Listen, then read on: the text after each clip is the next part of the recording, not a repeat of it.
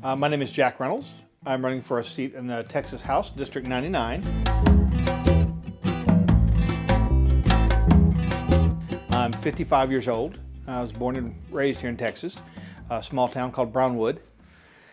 I have 5 brothers. I'm the second youngest of the 5. My mother was quite young when she began having children. She was only 15 years old when she had my oldest half-brother, Scott. And so for much of my youth, we were incredibly poor. Didn't have a new suit of clothes. I had 3 older brothers. I had hand-me-downs. My mother found clever ways of making food last longer, putting bread in hamburger meat and things of this nature. Anybody who's ever had trouble, having enough food for the family knows what that is, knows what that means. And so we did things like that when I was a kid. Now, I didn't know at the time that this was a bad thing, but there was a name for what we were, the kind of poverty that we were experiencing. We were white trash. That's what they called it. And so I didn't know this was necessarily a bad thing. I just knew it was never a question that I was white trash. That my family was white trash. That's what they call it. And so that was kind of the circumstances that I found myself in when I was really young. And then when I was 12, my mother remarried and things kind of stabilized. My stepfather became my dad for the next 30 years. Passed away of cancer in 2012. But from 80 to that point, about 32 years, he was dad. That's what I called him. And, I think that was a very stabilizing and healthy influence in my life. I went on to graduate high school, the first in my family, the only one of both parents, step-parents, my older brother's family, my brothers, none. I'm the first one to have a high school diploma. And then I went into the military. I'm a twice honorably discharged Army Infantry and Desert Storm veteran. So I served, I was in Germany when the Berlin Wall fell. I was in bomb holder. And so got to see that from a different perspective, where here it played as a huge win and something to be celebrated, and indeed it was. It was difficult there. We were on alert for days, weren't allowed to go anywhere near the wall, and Germany had some issues with normalizing after that huge influx of East German refugees, all looking for jobs and places to live, and so there was quite a transition there in Germany for them. But they made it through. But my papers show that I arrived in country, West Germany, and left Federal Republic of Germany. So came home in 90. Unfortunately, Saddam Hussein invaded Iraq in August of 1990, and I got a nice letter from President George H.W. Bush in 91 asking me to go back in. This was what they did in lieu of the draft. We had to serve 8 years, 3 yeyears active, 5 years inactive. And we'd been out less than a year, so almost everybody in my unit had gotten called back up. And so I saw a lot of my friends in Fort Benning where they were processing us. And so ended up having to learn to do the infantry fighting vehicle at the time. It's called the Bradley. This is how everybody who's ever been in the military can verify I'm in the military, because only people in the military will get why this somehow makes sense. But they sent me to Germany in the middle of February with 3 feet of snow on the ground to train for desert combat. That's the Army. And so I got very lucky. I was in a few weeks. I was in Grafenwehr, Germany, learning the Bradley and going through all that. What is the Bradley? Bradley is the infantry fighting vehicle. So for most of my time in the military, we were a mechanized unit, but we drove what we call an M113, which is a tracked vehicle, but there's nothing to it. You mount a 50, you put a 60 out the back, and then you drive it like most any other tracked vehicle. But there's no weapons on board. There's nothing in house. It's just whatever you bring and put up there, except for the 50 cal that's got a mount. That's it. And so that's all I had any experience with in the military. And so when I went back in, they needed people who knew how to operate the Bradley infantry fighting vehicle, which does have some innate weaponry built into the system. And so I was in Germany training on that when they called a ceasefire. Iraq did not put up much of a fight. And so I was very lucky. We were originally supposed to be sent over to Saudi, but they called the ceasefire and they just sent me home. I was in maybe 6 weeks. About a year later, I called some of my Army buddies, and they had been stuck at like Fort Polk for a year. They were furious that I got out so easy, but it was pretty scary at the time. But we got through that, and so I was honorably discharged twice from the military. And after that, to be honest, I struggled quite a bit. It was tough to find work. I moved to Austin and worked quite a bit in the IT industry. At that time in the late 90s, mid to late 90s, they were really desperate for people who had computer experience. And it turns out that I had bought, believe it or not, a Commodore VIC-20 in 83, 84. And this thing's so old it predates floppy disks. It used cassette tapes. That's how we did it. And so I had experience with computers, and they snatched me up for all manner of jobs, right? It wasn't hard finding a job at that time as the dot-com boom was happening in Austin, which became like Silicon Valley for this area of the country. And so I was able to find some good work doing that. Worked for a couple of good companies that I really enjoyed my work. Did some IT support. Worked in a call center where we had the contract for New York State Department of Social Services. We were their Tier 1 support folks, and so we were the first ones to work with. And so I did some good work with that. And then as the computer science degree proliferated, they became a little bit pickier about who they hired. They did not want anybody who didn't have a computer science degree. And so it literally became a situation where I was often at least on 2 separate occasions, I was training a new college grad on how to do my job so they could fire me when that person was ready to take it over. It was a very strange, sort of surreal experience where I knew I was, the more effective I was at training him, the harder it was going to be for me, So, but I did my job as I was asked to do and moved on. But man, by 2001, 2002, it was really difficult. The labor market had really shifted, and they were really looking for people who had college degrees and almost any job that was worth having at that point. It just became a huge deal. And my only having a high school diploma just wasn't cutting it in that job market. And so I bounced around quite a bit. There were times where, to be frank, I did not have a roof over my head. Sometimes I could sleep in my car. Sometimes I didn't own a car to sleep in. New Year's Eve, 1999, I slept behind a convenience store in Austin. So it was tough. But then 2006, I met my wife. And that, of course, that's another one of those sort of inflection points in my life where everything kind of stabilized, right? And so we got married later the next year. I managed to somehow find my way back to college in 2007. I was 38 years old as a college freshman, and managed to graduate cum laude in only 3 years with a bachelor's degree in economics and a minor in math. Really enjoyed my time. It was Tarleton State. But I graduated in 2010 at the height of the financial crisis. The labor market was god-awful. I finally get my college degree, and there's virtually no real opportunities for me as a new college grad at 42 years old. But they always need high school math teachers, I thought. And my wife was a teacher, and so I thought, well, I'll do that.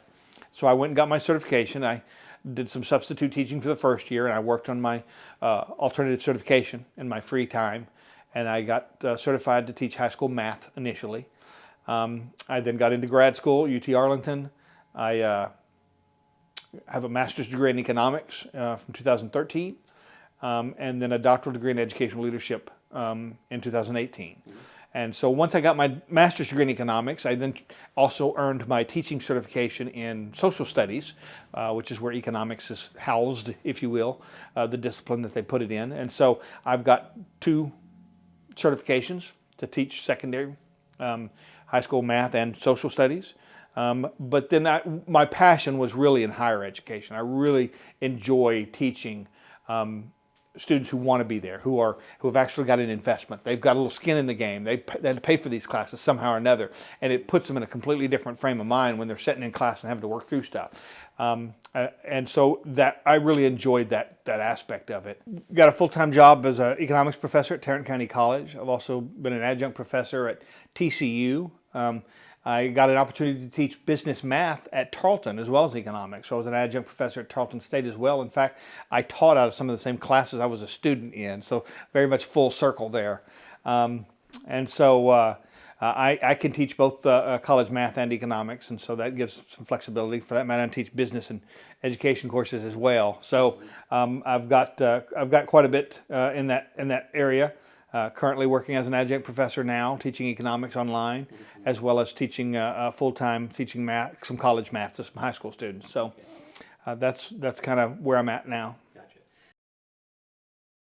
Well, you know, growing up and in that kind of poverty, I remember just, I don't know how, any one conversation I had, but I grew up believing and being told that Democrats were the party of poor people, Republicans were the party of rich people. And that's just how politics broke in my house when I grew up. And so I just naturally assumed, well, I must be a Democrat because I'm poor. And I've stayed poor for most of my life. Really, I still am. You know, my wife and I both work and have that two income, and now I have a house and 2 cars. So I certainly have a nice, comfortable, fairly comfortable middle-class lifestyle. But I'm certainly not wealthy by any stretch of the imagination. And your family thought the same way, so they were all... Oh yeah, everybody, in fact, many of them still are and really resent my transition, my red pill, if you will. But what began to change, and it's interesting because most people, I think, they assume that when students go off to college, they're going to be indoctrinated and go to the left. I guess I was too old for that, and it didn't take right. Because as I learned more about the economy, I realized just how amazing capitalism is and just what it has done for the world. And so I became one of the biggest advocates for markets and capitalism generally. But suddenly I began hearing, and maybe it was the case all along and I just never heard or never knew that this was a bad thing, but all of a sudden I'm hearing from a lot of Democrats how capitalism is really the source of everybody's problem and it's exploitative and et cetera, all these things that are contrary to what I knew to be the case from my learning and from my own study. As an undergraduate student and then later as a grad student taking these high-level economics courses. So for me, it began in the classroom. I began realizing that this idea, when I was young, it seemed that the parties broke along class lines. And as I've been going through this process, it's clear that they're now breaking along ethnic and racial lines, which is really unfortunate. But so yeah, I began realizing as I studied the economics that I don't share at least that perspective. I knew there were some pro-growth Democrats out there who supported capitalism, supported markets. Others paid lip service to their support of it. But others were vocally open about their hostility towards it. And you've seen it take root, for Pete's sakes. We have socialists now winning seats in our House. In our federal House. And so this is really discouraging. And I began to realize that that's not where I am.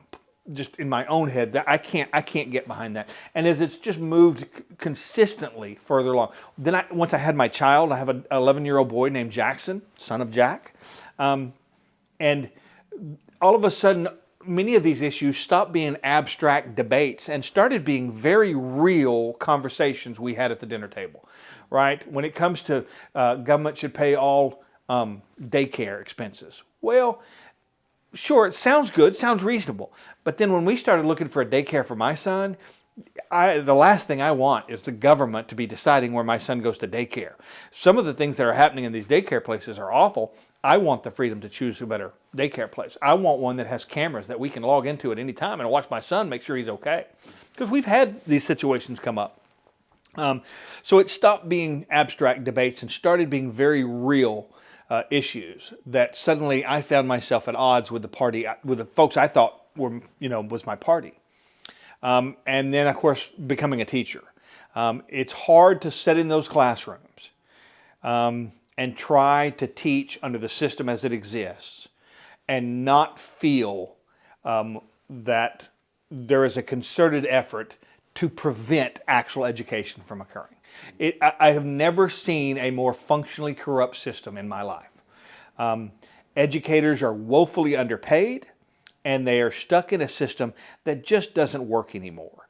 And there's a host of reasons why, but it certainly starts with the idea that these days now they have everybody, they have all the classes are integrated. So special needs students, no problem. Students who have huge gaps, students who are ready to learn the good stuff and ready to move on. And they put them all in one class. Well, the problem with that is, remember, I'm an economist. Economics is the study of how we allocate limited resources to meet our unlimited wants. The single most valuable resource in the classroom is that teacher's time. And there's this idea in economics about opportunity cost, right? What do you give up to do something? Well, every minute I'm spending explaining to that student something they were supposed to have learned in 3rd grade is a minute I'm not explaining to that student what they were there to learn that day. And so now everybody is falling behind. And it's created a system where students are not, we're graduating basically functionally illiterate students at an alarming rate. It's worse elsewhere than it is in Texas, but I only know Texas schools, and I'm telling you, it's bad here. And we're fortunate, Texas Public Policy Foundation, they were able to break down the numbers just for my district. Almost half, 48% of the students in the school districts in House District 99 do not read at grade level. Almost 2/3 of our students are below level in math. That's how bad this system has gotten. And when I'm an educator and I'm sitting there and I'm thinking, this is supposed to be, this was supposed to be this is the big success of the Democratic Party, is our public education system. This was their, their big thing. It's awful. It's beyond. I've never seen anything so bad. And so school choice is a big part of my platform, but also paying teachers significantly better, and earmarking the money that we give to schools, earmarking some percentage of that to be used exclusively for teacher pay only, and get that where that needs to be. And that will also help fix the teacher shortage that they're dealing with, because you start paying better, you'll attract better teachers too. Yeah, I'm not a politician. I have no desire to be a politician, if I'm being honest with you. I recognize that that's going to be part of what my job will be. I'll be a politician at that point. And I don't mind that. But by no means was that a goal of mine in life. I got it, initially I found Charlie Guerin to be utterly and completely non-responsive to constituents. I had an issue and I couldn't get any response. Now at that time I wasn't a candidate for anything. This was 2 or 3 years ago. But I happen to know for a fact that there is a law, it's called Chapter 657, it's the Veterans Employment Preference Act. And there are 3 aspects of that. And there are a number of state agencies who are beholden to this act, but who are not following it. They're not doing what they're supposed to. And that includes there's a reporting requirement. Many of them don't report, and there's no consequences to this. Well, I'm not a fan of legislative virtue signaling. If you're going to create a law, it needs to have some teeth. There needs to have something behind that. Somebody needs to be sure that it's being adhered to, and if it's not, that there are some kind of consequences that will deter those who aren't doing it. Or we need to just get rid of the law. If it's a bad law, get rid of it. Okay. But don't create a law and then go around virtue signaling to everybody about how awesome you are because you've helped veterans. And in fact, nobody is required to do anything related to this law. They're not required to hire veterans. They're not required to report their hiring of veterans or anything like that. They can just ignore all of that, and hardly anything bad is going to happen. And that's one of those things I'm definitely looking forward to changing when I get there. First and foremost, school choice. When I get to Austin, Governor Abbott's going to have a yes vote on his hand. He's got one more yes vote he can put in the bank.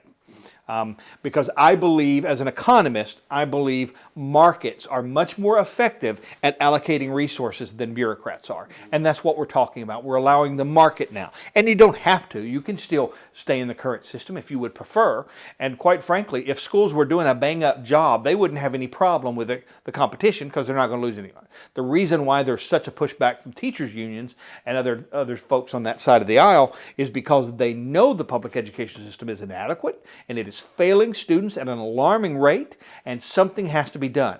I don't consider this the end-all, be-all, and the fix for everything. It's not a panacea for all the problems ailing public education, but it is a real good start. It is the beginning of fixing, of reforming public education in a way that will benefit our students and our children going forward. And again, a big part of that is paying our teachers more. So that's one of the big issues, school choice, education savings accounts. Another one is we've lost sight of the fact that we are not a democracy. This is not, I keep hearing people talk about how we're losing the democracy, this or that, it's a threat to our democracy. Nothing could be further from the truth because we don't have a democracy. This is, and it was always meant to be, a representative republic. The goal of the folks in Washington and Austin is to represent their constituents. My job when I'm in Austin is to do what my constituents want me to do within the confines of the Constitution, of course, right? Now, the only other area that I personally wouldn't be okay is if my district suddenly turned wildly pro-choice and favored abortions 24/7 anytime during the period, that up to birth. That is not something I could even begin to support and would not. Other than that, as long as it's not in violation of the Constitution, if they want it, they get it. And one of the things they've spoke about and made clear is they do not want Democrats running our committees. Now, I don't have a problem working with Democrats per se. All right, but it's important to remember these are not your parents' Democrats. These are not the Democrats I watched growing up. These are not Tip O'Neill Democrats that worked with Reagan in the 80s. These folks have absolutely crossed a line that I just don't see how anybody can possibly recover from this. They have become openly, at times, anti-American. And you see that with the whole situation with Hamas and Israel. And their entire defense of that is that Israel is making it all up. That just strikes me. There's a level of cognitive dissonance, it seems these days, to be required to be a Democrat, that I don't know how they walk around without falling over, carrying around that much cognitive dissonance in their head. You would think that they could see the contradictions in their views, but somehow they seem to move right on. And it's ironic because they're also the folks who want safe spaces and all this stuff. There are no safe spaces in Palestine for homosexuals, for transgendered. You want LGBTQI plus and all that. There's no room for that in Palestine there. They just throw them off the buildings. There's not even any adjudication of a crime. They're just assumed to be unworthy and killed right on the spot. And that's the folks they're supporting? How does that make sense in their heads? It boggles the mind. So these are not the Democrats that I can really get behind. And regardless, our constituents have made it clear. Republican Party, it's in the platform. They do not want Democrats in charge of our committees. And so one of the things I'm going to do when I get there is I'm going to fight to have that changed, to have our committees. If they can't get committee appointments at the ballot box, they shouldn't be handed them by the Republican majority. That is not in keeping with our system of government at all. So that's a big one. And there's a host of other there's a lot of issues that really are coming into this. So there's two of them. Obviously, the Texit vote is another one of those where the folks have clearly expressed their desire to have a referendum. Whatever you think of Texas independence is perfectly fine. You want to vote no when the referendum comes up, that's a perfectly valid vote. But denying people the opportunity when they have so clearly expressed a desire to vote on it is a bad idea. And I think we're losing sight of the fact of just how powerful a message this might be. If the vote, first off, if they're right and it's nobody wants to secede, nobody wants Texas independence, then the referendum will fail, and those advocating it will tuck their tail between their legs and move on, and it's done. They're weakened at least for a decade or more. But if it's what they say is going to happen, if it passes with flying colors, now we've just shot, that's a shot across the bow, the federal government. This is about states' rights. This is about sovereignty. We have a right to protect our state, and that administration's not doing it. You look at the border. Look at fentanyl coming across the border. Look at child trafficking coming across the border. These are the same folks that were claiming that they used pictures of children in cages during the Obama administration to attack President Trump. But now this is okay? We know for a fact that tens of thousands of children have come on and they've lost track of them. They don't know where they're at. That is scary to me. They talked about separating children from parents and all this stuff during the Trump administration. What about this? Are you kidding me? And nobody seems to hardly care about that on that side of the aisle. So when these opportunities, when the opportunities come for when your constituents talk to you and tell you what they want, our job is to listen. And if it's within our power to give it to them, we should give it to them. And we definitely have the power to put that referendum on the primary ballot. We definitely have the opportunity to keep Democrats from having committee chairs. And if they want it, then go earn it at the ballot box. And then you'll take it. I somehow can't imagine they would give us committee chair seats if we didn't beat them at the ballot. And of course, school choice. So those are three examples. But there's a host of other issues that are in this campaign for sure. Well, you know, it's funny. I got a text message from somebody in the Democratic Party. It may have been, I don't know how they even got my number or why on earth they would be texting me at this point. I think I've made my feelings rather clear. But somehow or another, this was 2 or 3, 4 years ago, I got a text message that said, you know, the Democrats are doing this. Can we have your support? And I texted it back and I said, the Democratic Party has become anti-American, anti-capitalist, anti-Christian, anti-white, and anti-male. I'm a white male American capitalist Christian. There's clearly no room in your party for me. So no, you won't have my support.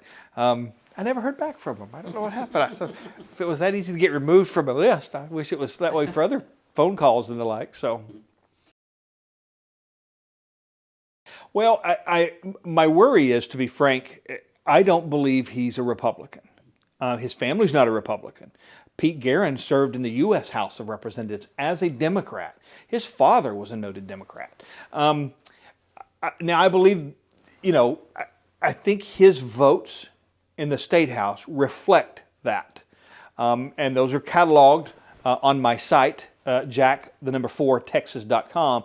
You can find this, and they're linked so you can go do the research yourself and draw your own conclusions. I think he knew, especially in 2001, this district was bright red. The district is still pretty red. Tarrant County is purplish, but District 99 is red, and he's known this all along. He knew the only way he could get to the State House is to run as a Republican. Democrat has never had a chance in this district, and certainly won't anytime soon. So I think he knew the only way he was going to be able to affect these changes was to run as a Republican, which he has done and been quite successful. But many of the folks who are I know in the primaries, one of the ways he's winning these primaries is he gets Democrats to vote for him. Remember, we operate this open primary. That's another thing that needs to happen, and it's also in our platform. We need to close the primary so that only registered Republicans vote in the Republican primary, because these Democrats are coming out and voting for Charlie Guerin. Because if they're going to have a Republican, that's what they want, is a weak, rhino, squishy Republican. They don't want a strong conservative there. And if there were enough Democrats to elect a Democrat, they would most happily do that. But I can tell you that Mimi Coffey lost in 2022, 68-32.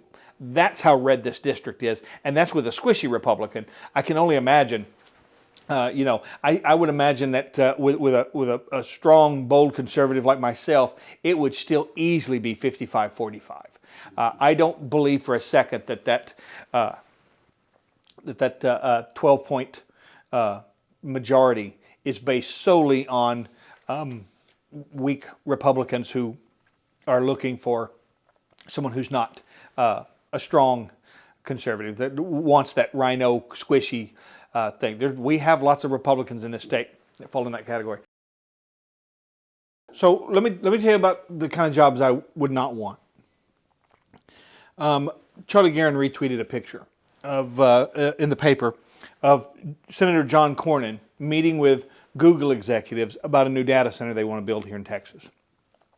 Those are not the kind of jobs that I want here. If for no other reason, because Google is first off, Google is not our friend. They are against the First Amendment. They don't want freedom of speech. They have done any number of things on YouTube and other platforms of theirs to limit. There's even been some research showing that they push more of the emails to Republicans into spam than they do of the Democrats. There's been a great deal of research on this. And so Google is not somebody that I would want here. Again, it's only going to attract liberal voters from the two coasts. And there goes America. There goes Texas. And so that's one of my oppositions to it. The kind of jobs I do want, small business. I want small businesses here. I want good franchises that have a track history of good paying jobs, working with folks. So that would be my focus, is trying to get rid of some of the regulation, make it easier for folks to own a business, really build up small businesses. That's the lifeblood of our economy, small business. And so that would be where my emphasis would be, not on these big multi-billion-dollar multinational corporations and trying to attract them here. I think that's a terrible idea. Well, I think the big thing is regulations. Listen, so often, you know, the argument devolves into, oh, get rid of all the regulations. And I'm like, no, this isn't a binary thing. That's just a false dichotomy, right? The reality is the choice is not between no regulations and massive regulations. There's a world in between, and we can find plenty of room to roam around in there. We don't need that many regulations, especially all the licensing requirements and the credentialing that's necessary to be able to cut somebody's hair. Make that stuff voluntary and then let the consumer decide. All right? That person without the cosmetology certificate can't charge as much for a haircut as the person who's been certified a cosmetology certificate. So you get rid of some of those requirements. I think that's going to help reduce the barriers and allow more people to enter and explore their entrepreneurial spirit. Well, I mean, I think first and foremost, we need to recognize what this problem is. These hospitals are making a lot of money. And I'm all for profit. I'm an economist. I like capitalism. But this is the seedier side of it, when they're willing to do this kind of harm for the almighty dollar. That gets a little scary to me. And so first and foremost, we need to be sure that no state funds go to any hospital or agency that is engaged in any way, shape, form, or fashion with this. And the reason for this is because we're talking about children. Now listen, freedom implies a certain amount of responsibility. We have to take responsibility for being free and making choices, right? So, you know, and there are consequences to those choices, and many of us have to live with those consequences, whether we like them or not. Well, with children, they're still evolving. They're still, their brains aren't fully developed. There's still a long way to go. Emotionally, they're not mature enough to handle these choices. There's a host of reasons why they may be questioning their gender that have nothing to do with the fact that they are in fact transsexual. It could be a host of reasons. I've heard a number of people say, I was a tom girl growing up. Thank God we didn't have this around then. There's been a number of people who have detransitioned and have come out in opposition to these things and talked about what it's done to them. The puberty blockers have potentially long-term consequences. It could lead to infertility and other problems. It's not a trivial matter, and our youth deserve to be protected. I'm all for free choice and free will. But for children, because they're not capable of making informed decisions the same way the average adult is, they deserve to be protected. And for starters, we have got to eliminate, we can't, at a minimum, our tax dollars cannot be used to pay for this. It just can't be. Well, like I said, there's a host of issues. You know, we've talked about some of these that are the hot button issues. And I think Texit is important because it underscores the fact that many of our current representatives are in fact not representing us and not listening to the people. And so that's why I consider that to be a pretty important issue. But there's plenty of other issues out there that are for a number of people are every bit as important. And so all of these things, we've talked about gender modification for minors, freedom of religion, and remember the COVID. How about vaccine mandates? I'm not a big fan of that. And I don't understand why that's all that controversial. If your vaccine works, why does it matter whether or not I'm vaccinated? If your vaccine works, you're protected. I'm the only one who's going to suffer, not you. So there must be something about these vaccines that aren't as good as they think. And the vaccine for the COVID, for this COVID situation, this is really gotten bad. And there's a number of people who have been looking at it, and slowly but surely we're starting to discover there's a lot more to this than folks realize. And I know, for example, the actuarial science, the folks at insurance companies who sit down and try to map out, the value of someone based on any number of factors. They have been sounding the alarm for a couple of years now that life expectancy has actually fallen, and that in the number of people who the uptick in deaths is significant, and it's in a particular age group, and it's not 70, 80-year-olds that are doing it. It's 30, 40, 50-year-olds. Oh, wow. Many of them are not in the so-called, they don't have any pre-existing conditions that make them particularly susceptible. These aren't folks who are dying of COVID. And there's blood clots, strokes, and any number of things that are happening that are now being linked to this COVID vaccine. So I think that's a big issue. And, I'm a little uncomfortable with the governor who could just grab complete and utter power using the Emergency Declaration Act as an opportunity to just shut everything down and tell them you're not allowed to leave, you got to stay home, you can't go to church. That was a little disconcerting. And so I think that needs to be revisited. I think we need to, that was never a good idea. Everybody, I'm willing to assume that most of them just got bad advice. But shutting down the global economy, I believe history will show that to be one of the all-time stupidest things they could have done. It is a blunder of epic proportions, and I knew it at the time. I remember talking, because we had to transition all to online.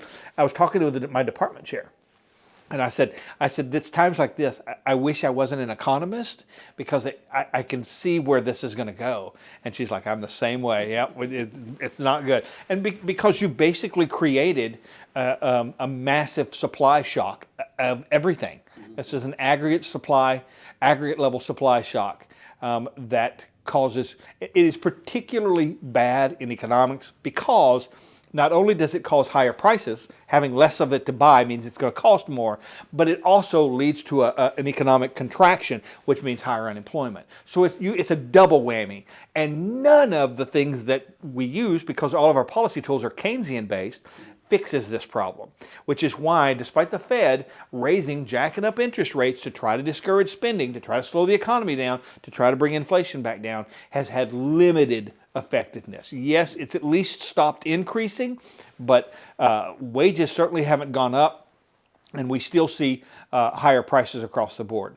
And that's one of those issues that I see a lot of folks talk about, is wages don't keep pace with inflation. Well, they can't. What nobody seems to want to get is inflation. Wages are inflationary. It doesn't matter what it costs to produce a good or service and make it available. They've got to recover every dime of that, plus a little something extra for their time, or they can't stay in business. And the single greatest cost of production, labor. There is no way that wages and salaries can keep pace with inflation. It's literally not possible. Now, this leads me to something I would love to be able to do as a representative. I would like to add economics to the core curriculum as a requirement, not just an elective they can choose. I want at least one economics course to be required. It can be Introduction to Economics, or it can be the macro or micro course. Either one are fine with me. Principles of macro, or just the introductory econ course. Any one of those three would work fine. But the level of economic ignorance out there is just absolutely stunning to me. And and I almost feel like it's by design. The less they know about it, the easier it is to manipulate them and make them think that the government should fix the economy, and that's a terrible solution. I kind of have to lean back on what Reagan said. What is it? The 10 scariest words over here is, "I'm from the government and I'm here to help." Yeah, no, thank you. I'll get through it myself. So that's one of those things. Another area that's important to me is states' rights. I want to have a law that says no organization, private or public, can accept any funds from any other organization, public or private, including the federal government, if the recipient is required as a condition upon receiving this money to violate some statute of law in the state of Texas. For example, that's what DEI does. We all have laws that say you can't discriminate against people for race, and yet the federal government is telling them, if you take this money, you have to create diversity quotas and hire people based on that. And I know this for a fact that's going on. I know it is because the dean at Tarrant County College walked right up to us and told us, you're going to have to hire another economist for your department because you're not diverse enough. And I stupidly responded, are you saying we can't hire a white person? And she said, basically, yes. That's how that went. So that's another one of those areas that I think we can fix with a law that says you cannot accept money if a condition of your accepting it is that you violate one of the state laws. And we have state laws against this. And that's how they've gotten their meat hooks into us, right? This is how the federal government has eroded states' rights. They have managed to come in here, and the Supreme Court has ruled if you take their money, they have every right to put some conditions upon the use of that money. Well, we take away their ability to put those conditions on it, or we just can't accept it, then that problem goes away. Personally, I would prefer we just stop accepting all federal money and do what we can. That to me is like a soft Texit. Right? That's a soft exit from the union. We still have their protection. We're still doing various things, but they can't make us do anything that we're not wanting to do because we no longer get any money from them. That's what I would like to see. Of course, everybody says, oh, it's too much money. We couldn't function without the federal money. It's not true. I looked at it. The overwhelming majority of the money coming from the federal government isn't going straight to the state. It's going to other organizations who accept it in the form of grants to do this program or that, or to research this or do this, and all of that. There's no reason why that kind of funding couldn't continue fine as long as there are no conditions that are going to require them to violate the law. But as far as the state, they don't need any of the money from the federal government. It's not as much as they claim it is. The overwhelming majority of the federal money coming into this is going to non-governmental organizations, not to the government itself. Well, obviously it's a big part, and there's two things I'll share with you. The first one is I struggled a long time with the idea of calling myself a Christian, not because I didn't think I was a Christian. I knew I was. But I worried I wasn't good enough to be a Christian. But I had a bit of a spiritual epiphany, if you will. It suddenly dawned on me that being a Christian isn't about moral superiority or righteousness. It's about fully recognizing that in fact you are far from perfect, that you are fallen, that you have fallen, that you were born sinful. And you need Jesus, you need God, you need the blood of Christ to make that, for your forgiveness. And I need it on a daily basis, every day. We're going to be going to our service tomorrow there in Hazel. So when that dawned on me, I suddenly thought, you know what?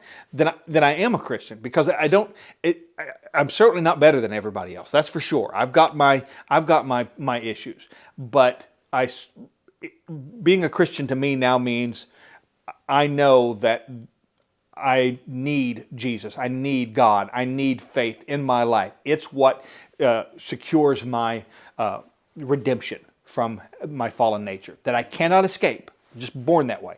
Every one of us are. That, for me, that's what that faith has become.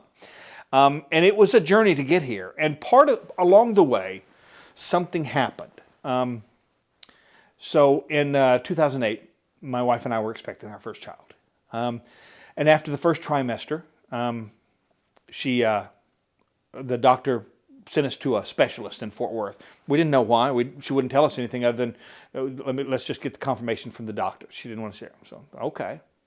So off we went to Fort Worth with my mother-in-law and my wife. And there's some tests and they're looking at the baby in the belly and all that stuff. And I don't remember what the name of the condition was, but for whatever reason, our baby had not developed any kidneys. And the reason why this was a problem is because the first trimester, the baby gets amniotic fluid from the mother. My limited understanding of these things. But after the first trimester, the baby's producing it themselves through their kidneys. And in the absence of kidneys, the baby was not producing any amniotic fluid. And I don't recall the name of the condition, but I do remember what the doctor told us in that moment. And I'll never forget this. He described it as uniformly lethal. That's what he said, that it is uniformly lethal. Our baby was going to die. And of course, this was not what we wanted to hear by any stretch. And so off we went back home to try to deal with this. Now my wife, and of course their recommendation is that we end the pregnancy. But my wife, there was still a heartbeat. That was still a baby in there. And my wife could not bring herself to end that pregnancy. And so we continued to go forward, and we did research. And there were some babies apparently that were brought to term with this condition. And so, not many. It is generally virtually guaranteed to be a death sentence. I think the doctor's description was accurate. Their solution I didn't agree with. At the time I didn't really have a view, but my wife did. She said no, and I'm in no position to argue with that with her. It's her body, that's our baby, and if she wants to go forward, I'm all for it. And so, at 8 months gestation, I'm walking to class early in the morning, and my wife calls, and we lost the baby's heartbeat. And so we went to the hospital, and they induced, and Michaela was stillborn. And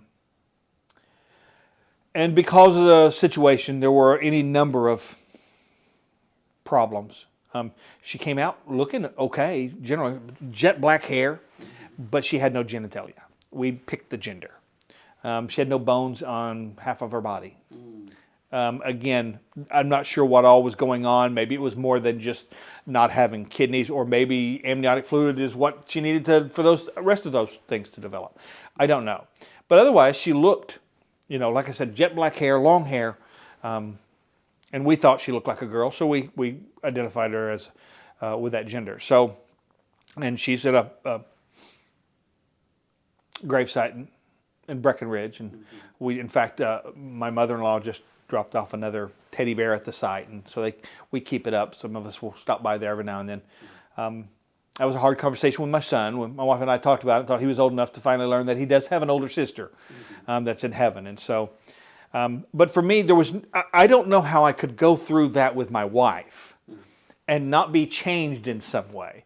Prior to that, I had always just thought of abortion as something that really men need to stay out of. But going through that with my wife, I realized I'm overlooking a really important point, which is that all life, all children, born or not, have a right to life, liberty, and the pursuit of happiness.